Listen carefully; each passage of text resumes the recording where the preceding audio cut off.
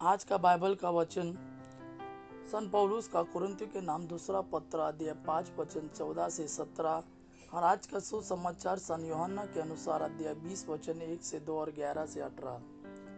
संत पौलुस का कुरिन्थियों के नाम पत्र अध्याय 5 वचन 14 से 17। क्योंकि मसीह का प्रेम हमें प्रेरित करता रहता है। हम यह समझ गए हैं कि जब एक सबों के लिए मर गया तो सभी मर गए हैं। मसीह सबों के लिए मरे, जिससे जो जीवित है वह अब से अपने लिए नहीं बल्कि उनके लिए जीवन बिताए जो उनके लिए मर गए और जी उठे हैं। इसलिए हम अब से किसी को भी दुनिया की दृष्टि से नहीं देखते। हमने मसीह को पहले दुनिया की दृष्टि से देखा, किंतु अब हम ऐसा नहीं करते।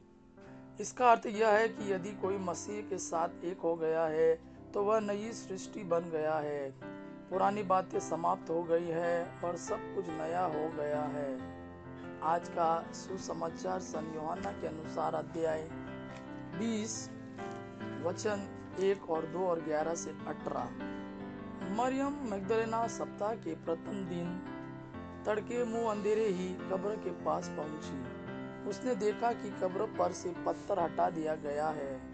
उसने सिमोन पेट्रू तथा उस दूसरे शिष्य के पास जिसे ईसा प्यार करते थे दौड़ती हुई आकर कहा, वे प्रभु को कब्र में से उठा ले गए हैं और हमें पता नहीं कि उन्होंने उनको कहाँ रखा है। मरियम कब्र के पास बाहर रोती रही। उसने रोते रोते झुककर कब्र के भीतर दृष्टि डाली और जहाँ ईसा का शव रखा हुआ था वहाँ उजले वस्त्र पहने दो स्वर्गदूतों को बैठा हुआ देखा, एक को सिरहाने और दूसरे को पैताने।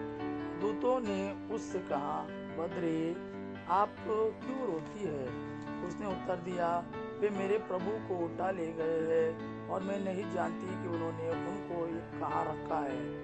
वह यह कहकर मुड़ी और उसने ईसा को वहाँ खड़ा देखा, किंतु उन्हें पहचान नहीं सकी। ईसा ने उससे कहा, बद्रे, आप क्यों रोती है? किसे ढूंढती है?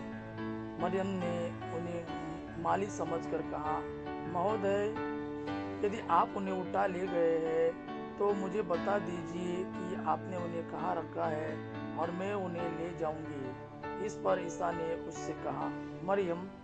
उसने मुड़ कर इब्रानी में उनसे कहा, रब्बोनी, अर्थात गुरुवर। ईसा ने उससे कहा, चरणों से लिपट कर मुझे मत रोको। मैं अब तक पिता के पास ऊपर नहीं गया हूँ। मेरे भाइयों के पास जाकर उनसे यह कहो कि मैं अपने पिता और तुम्हारे पिता, अपने ईश्वर और तुम्हारे ईश्वर के पास ऊपर जा रहा हूँ। मरियम मगदला ने जाकर शिष्यों से कहा कि मैंने प्रभु को देखा है और उन्होंने मुझे यह संदेश दिया। यह प्रभु का वाणी है। प्रभु को धन्यवाद। अब्बा पिता की महिमा और पुत्र यीशु का प्रेम आप पर सदा सर्वदा बना रहे। आमीन।